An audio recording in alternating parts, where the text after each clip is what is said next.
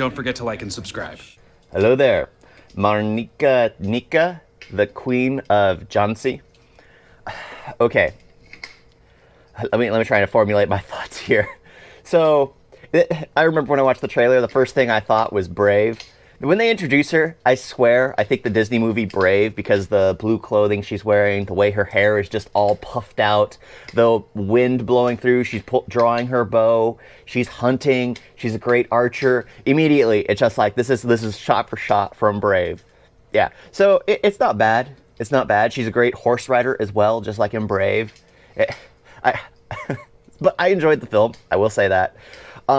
It was nice to see a strong female character, a strong lead that just in the fact that it's like historically based is kind of fascinating. The fact that there were women like this in India, because you go throughout history and more Western cultures or most cultures in general, and women were always tossed to the sidelines. They weren't seen as,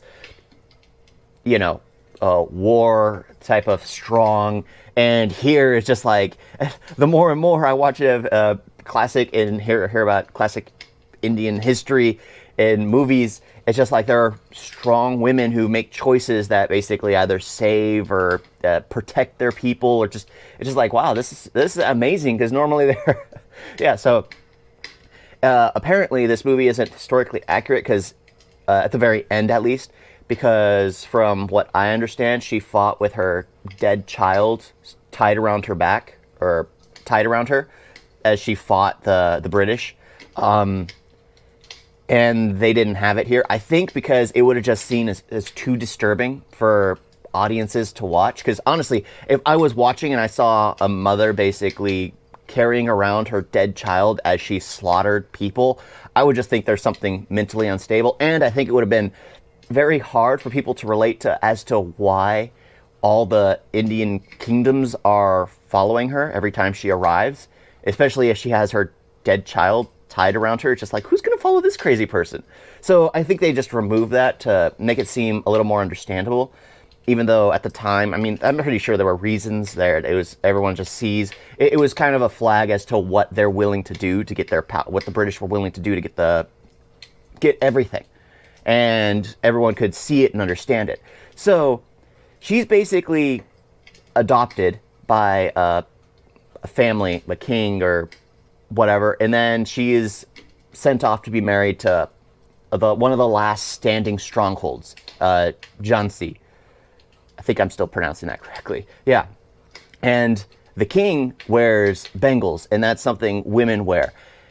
So they find everyone starts judging him a bit, and he finally tells the queen, and I'm like, oh, this makes a lot of sense. His reasoning as to why he wore them was just like, poor guy.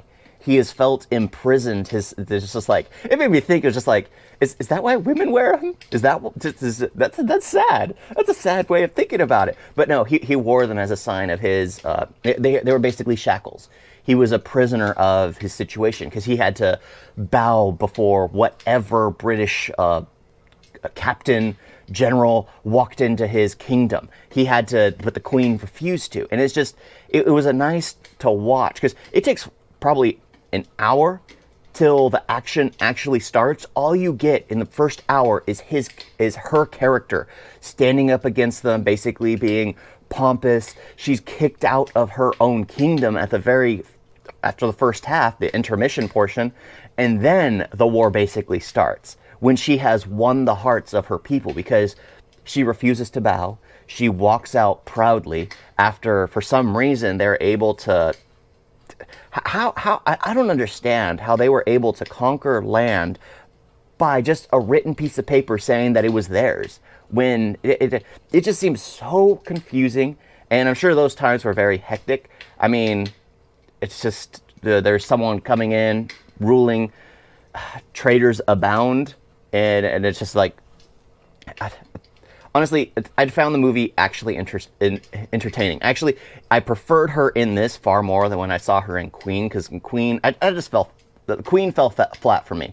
It felt like there wasn't much of a story. I think that's what the story was, that it was more of a slice of life. Yeah, but this one, it was very impactful, very powerful. Apparently, this was the actress's first history piece, and from what people have been telling me, she directed like the majority of it.